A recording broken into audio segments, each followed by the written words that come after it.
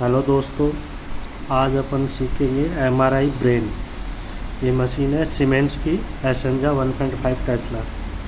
सबसे पहले ये कीवर्ड में होता है, इसको क्लिक करेंगे तो अपना यहाँ से पेशेंट रजिस्ट्रेशन खुल जाता है।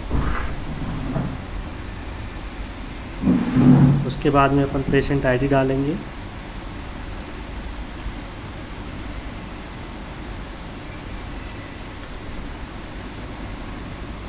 पेशेंट आईडी डालने के बाद में पेशेंट नेम, ये जो है ये कंपलसरी है ये भरना, ये सब कंपलसरी है, इनको डालना ही पड़ेगा। Patient name, ID, sex male female, फिर एज, फिर पेशेंट की हाइट और वेट, ये भी कंपलसरी है। उसके बाद में पेशेंट पोजीशन, पेशेंट कैसे सोया हुआ है, हेड फर्स्ट सुपाइन है या फीट फर्स्ट सुपाइन है, तो ब्रेन में हेड फर्स्ट सुपाइन ही होता है। और फिर ब्रेन का प्रोटोकॉल खोल के जो आप अपने में सेव करके रखोगे, ब्रेन और कन्फर्म। फिर उसके बाद में यहाँ से कंटिन्यू करेंगे। कंटिन्यू करते ही ये लोकलाइजर चल गया अपना। लोकलाइजर आने दो। ये ब्रेन में मैं flare, diffusion, GRE, T2, T1 और T2 सैज, एक ओनली सैज T2 चलाते हैं, बाकी सारे सीक्वेंस एक्जियल चलाते हैं।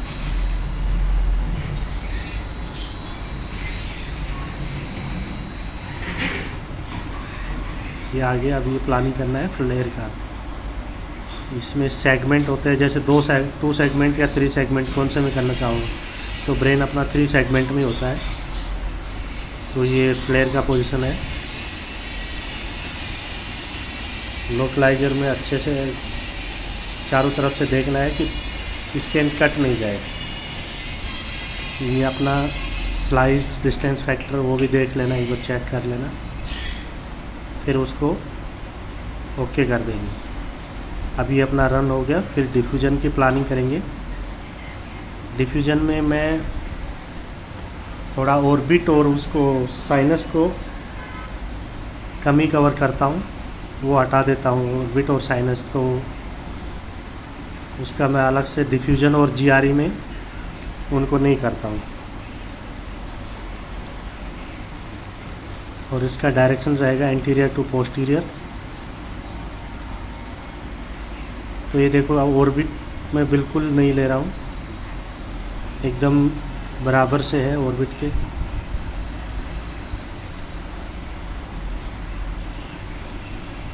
वो आपकी मर्जी, आप डिफ्यूजन में भी हो नीचे तक, जैसे फ्लेयर का प्लानिंग किए वैसे आप कर सकते हो, बट मैं नहीं करता हूँ ऐसे, क्योंकि उससे थोड़ा आर्टिफैक्ट आता है। ये देखिए, ये मेरा फ्लेयर का और डिफ्यूजन और GRE का अलग अलग प्लानिंग है। अब T2 का मैं कॉपी करूँगा फ्लेयर से, और डिफ्यूजन का कॉपी कर दिया था GRE को। ये GRE से डिफ्यूजन का, देखो फ्लेयर का T2 का फ्लेयर से कॉपी कर दिया। कॉपी करने के बाद में ओके अप्लाई। फिर T1 को T2 से कॉपी कर दो या फ्लेयर से कर दो, किसी भी कर दो, कॉपी पैरामीटर ओके और अप्लाई। फिर T2 सैज को, ये हाँ ये T1 का था। अभी T2 सैज की प्लानिंग करेंगे। हाँ T2 सैज, इसमें देख लेना है अपने को चारों तरफ से कहीं से स्कैन टेढ़ा या सीधा जो भी है।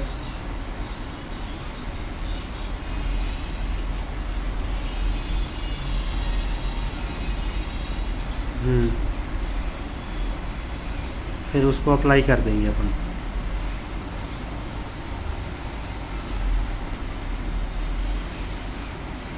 ये अपने सीक्वेंस हैं सारे, एमआरआई ब्रेन है।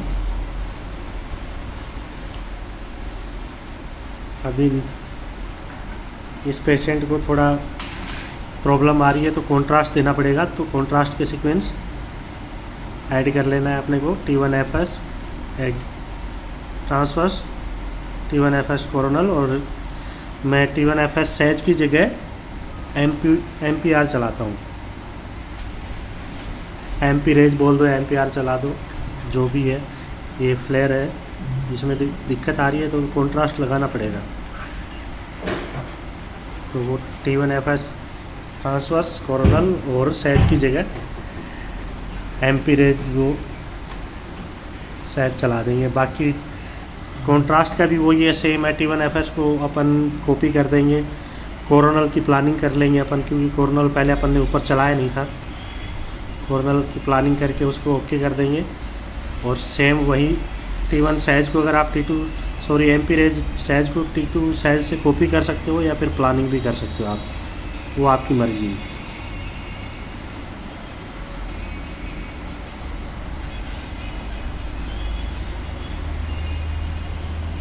स्लाइस अगर आपको अप डाउन करना है, अगर आपका टाइमिंग बढ़ नहीं रहा है तो स्लाइस कम या ज़्यादा कर सकते हो, क्योंकि अगर स्लाइस बढ़ाओगे तो आपका टाइमिंग भी बढ़ेगा। ये MP रेज है, ये 3D सीक्वेंस होता है।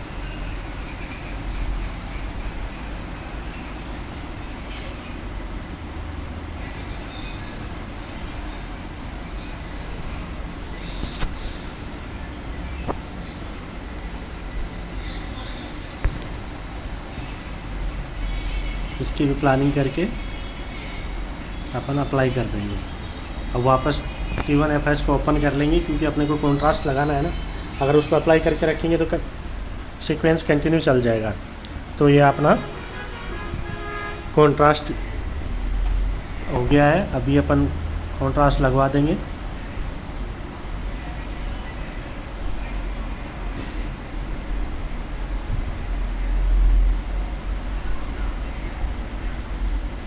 ये कॉन्ट्रास्ट पुश करने के लिए चलेगा स्टॉप।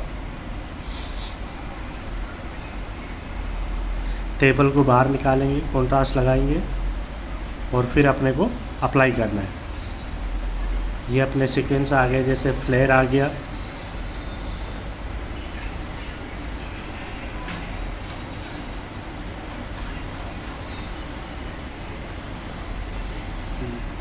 फ्लेयर आ गया, डिफ्यूजन आ गया,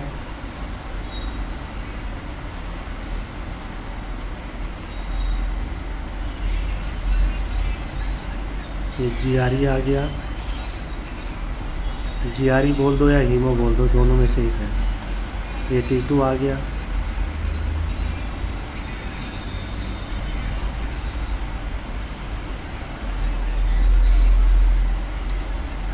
और ये T1 आ गया।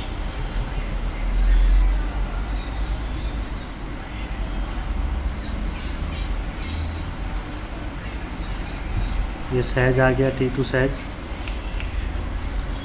में कोरोनल नहीं चलाते हैं, क्योंकि डॉक्टर साहब इतना मांगते नहीं है T2 कोरोनल, नहीं तो बाकी T2 कोरोनल भी चलाते हैं। और अगर नीड है तो आपको फिर फ्लेयर कोरोनल भी चलाना पड़ता है। वो फिर जैसे पेशेंट की नीड होती है उस हिसाब से है। ये पोस्ट कॉन्ट्रास्ट T1FS आ गया, ये कोरोनल आ गया, पोस्ट कॉन्ट्रास्ट T1FS।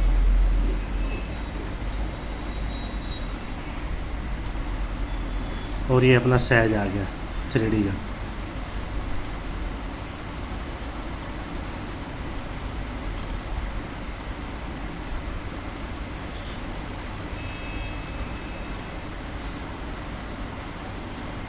ठीक है दोस्तों।